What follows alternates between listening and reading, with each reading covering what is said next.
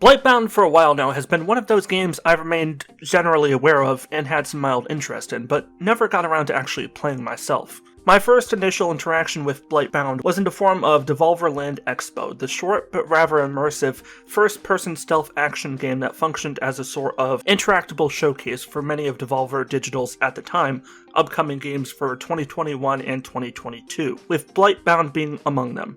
I later saved Blightbound to my Steam wishlist, and fast forward about a year or so, I ended up buying Blightbound during the recent Steam Winterfest sales event, where many developers on Steam put their games up on sale, including Blightbound. Here am I, admittedly rather late to the party, but let's talk about Blightbound, shall we? Blightbound is a side-scrolling multiplayer RPG title that can be played either online with friends, or via direct invite, or via random matchmaking. Although the player base for Blightbound is fairly small at this point, so I wouldn't rely on matchmaking alone if I were you. Realistically, you're probably going to be playing Blightbound either with friends or solo with bots, but we'll get into more of that later. When you first launch the game, you'll be presented with the option to first play through the tutorial level before jumping straight into the main game. I do highly recommend playing through this particular tutorial if you haven't played many similar games, as Blightbound can be rather punishing to play for most initial players. Each level of Blightbound tends to take only about 20 minutes or so to complete at a casual pace. If you're rushing through each level without stopping to explore and loot stuff, you can probably complete a dungeon run in about 15 minutes or so. That said, I have no idea why you'd want to do that, because there is a lot more to progression here than just completing the levels as fast as possible. Blightbound actually does not appear to incentivize nor reward speedruns. In fact, the opposite holds true more than not. The level design here, as you might expect from any dungeon-crawling RPG, is very linear, which I don't personally see as a bad thing, since that is kind of what I was expecting. And you proceed through each room or section rather slowly because the movement speed for the characters is really slow. It's true that you can mitigate this somewhat by increasing your character stats, but even once you've sunk a lot of points here, don't expect to be zooming around at sonic speeds. You simply go from a snail's pace to the pace of a very slow-moving tricycle. Your progression within the dungeon follows a stop-go formula, where you enter a dungeon room and are subsequently blocked from proceeding further until you first eliminate a batch of enemies that spontaneously appear out of nowhere. Once you eliminate them, you can then loot the room and unlock the door to the next room. Sometimes the door unlocks itself, other times you have to pull a lever in order to activate it, sometimes you need to find the key in order to unlock it, and other times you need to complete a platforming or environmental puzzle in order to open it. These puzzles, when they appear, are usually incredibly easy to solve. They're comparable in difficulty to the first few levels of Portal 1, for those of you that have played that classic game. For those that haven't, the blunt truth is that the solutions to these puzzles are so mind-numbingly easy, you'll almost feel insulted by them. I don't hate them by any means, but I do feel like at times my time was being wasted by them. It would have been nice if some of the puzzles could have been scaled up in difficulty just a tiny bit, at least to the same minimal degree of difficulty as the puzzles from Resident Evil 8, for example. Once you complete the main objectives and make your way through to the end of the dungeon, you immediately transition into a boss battle, complete with this quick little flash animated looking boss intro, where you see what's basically a gif of the boss wiggling their arms about as their name appears on screen, accompanied by a little bit of additional text informing you that they're a boss. As if the special introduction, unlike every other enemy type, didn't make that fairly clear already. Boss fights are where the game's limited combat system has its moment to shine. I'll give Blightbound some credit here. Every boss mechanically feels different from one another. Each of them has their own unique, preferred style of attack. Some are close-range melee units that prefer to stay on top of you at all times,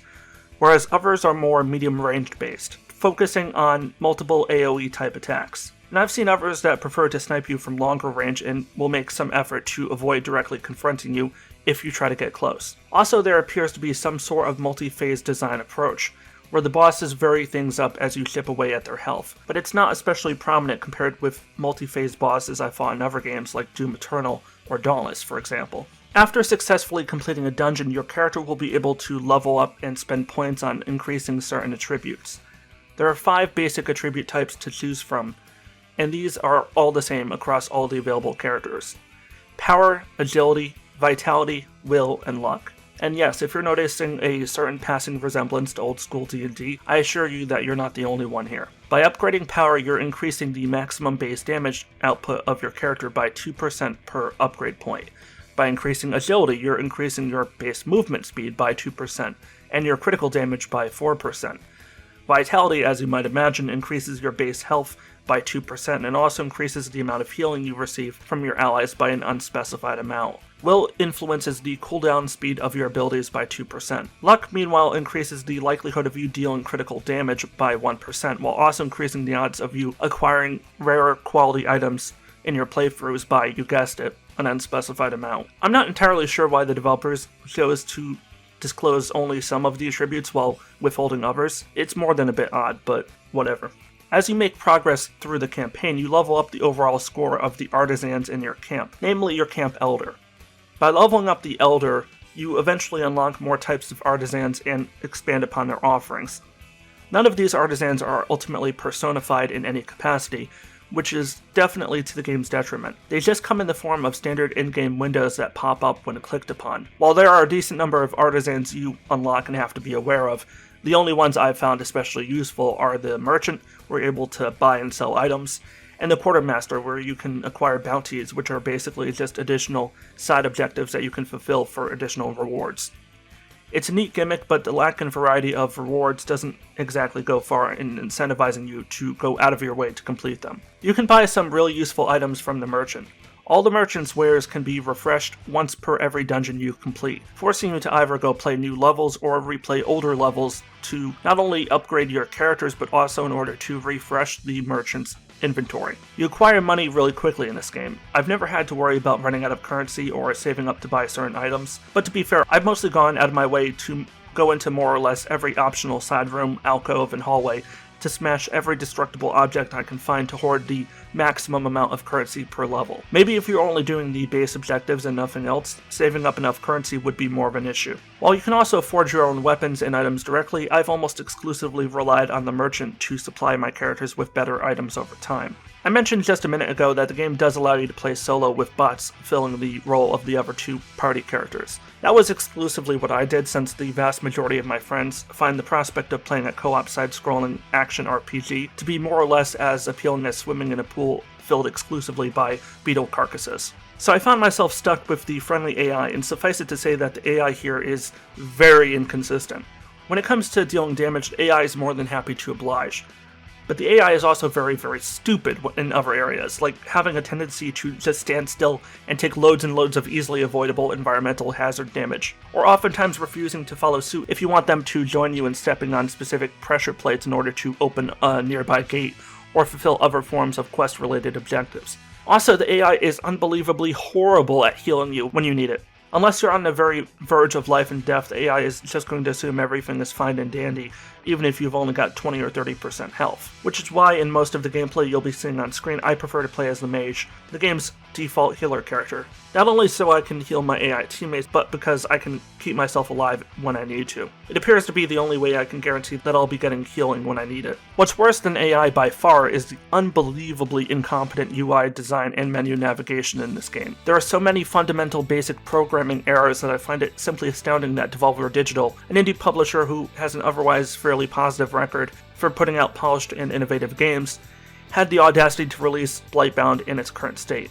But that I could almost forgive if what I'm about to detail were merely day one issues that could quickly be ironed out. But it's literally been over a year and a half. We've entered an entirely new year, and if this is the state the game's in now, I shudder to think how horrendous a mess it was for day one buyers. The second you click play and are thrust into the hero selection screen, you cannot back out. While there is a back button, it often refuses to actually back out. I've tried not only hitting the escape key, but basically every key on my keyboard, and the only way I've been able to escape is by opening the task manager and right-clicking to force the game to close. It's not that the game fully stops functioning as far as I can tell, but at the same time it still refuses to let me quit, so I really don't know what's up there. And once you select your heroes and enter the dungeon select screen, the option to go back is now just disabled altogether.